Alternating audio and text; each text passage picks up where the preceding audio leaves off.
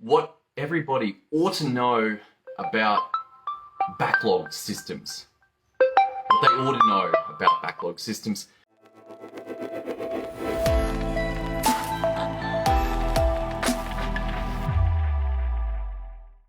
This is going to be an ongoing challenge for some time. As we've previously discussed, you have to work harder to catch up. That even if you get back to one-time speed, exactly as you were before the backlog, then you'll never clear the backlog.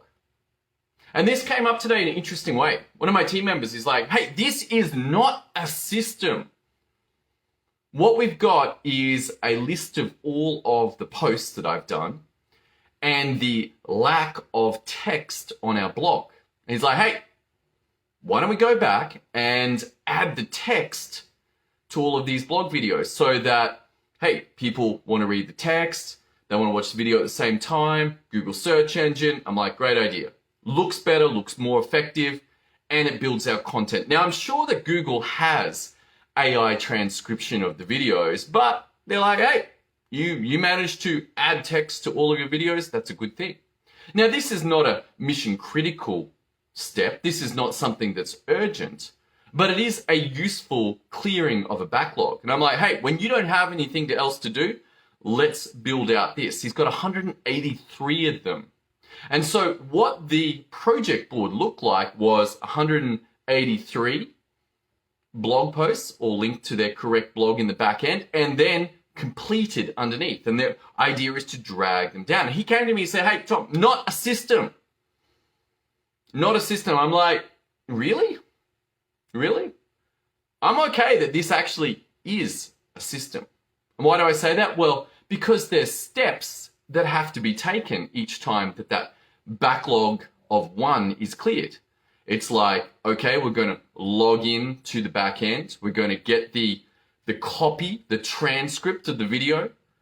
We may edit that video, check for spelling errors, all that sort of stuff.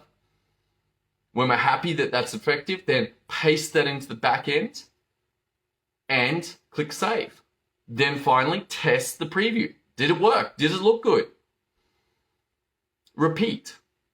In fact, before we repeat, drag that one down to the next one that is completed. Drag it out of to do into complete. Now move to the next one. Repeat those same steps, repeat those same steps, repeat those same steps. This is a system. It just fell into the typical trap of, number one, belief that it is not a system, and number two, not documenting any of the procedures. Now, you might say, hey, this is cool. This is pretty minor. We don't need to document the procedures for this. And I would agree. It's relatively simple. Hey, here's where you find the transcript. Here's how you log into the back end. Done deal. Pretty easy. But as you go along with more complicated systems or complicated backlogs, you may benefit substantially from documenting the procedures, particularly in one particular case. And that is, hey, I want to throw some more resources at clearing this backlog. You see, when one person is doing that system, they know what they're doing. They're hopefully doing pretty similar. It's not perfect, we can't guarantee perfection, but they're most likely doing pretty similar over and over. But as soon as you bring in a second person, now you're into Chinese whispers. Now you're like, the first person tells the second person what to do, rather than shares the instructions. Can you see the risks here? And it all might be fine. It might be fine on a simple task like this of adding text to a page. Fine, but as you get into more complicated systems, more complicated deliveries, then your risks go up. What about if the first person gets sick and they're like, well, we don't even know how to do this at all. We'll just do our best. Okay, well, we'll kind of reverse engineering.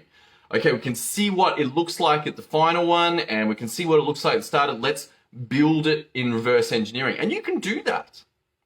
Just know that it will not be as quick as if it was just done at the beginning. It's like, okay, hey, this is what we're going to do. This will be important in terms of clearing backlogs. You want to make the effort to actually define the work of clearing the backlogs. And then you can bring more people in, 2, 3, 4. And your project management system will cope with this. Perhaps you have the to-do list, all of the ones that need to be done, and then you have the names of the 3 people working on it, and they drag one down into the one that they're working on so that you don't end up with conflicts. And that might be an added step. As you add more people in, you have to add that step and say, drag the one you are working on to your name, or assign yourself to it.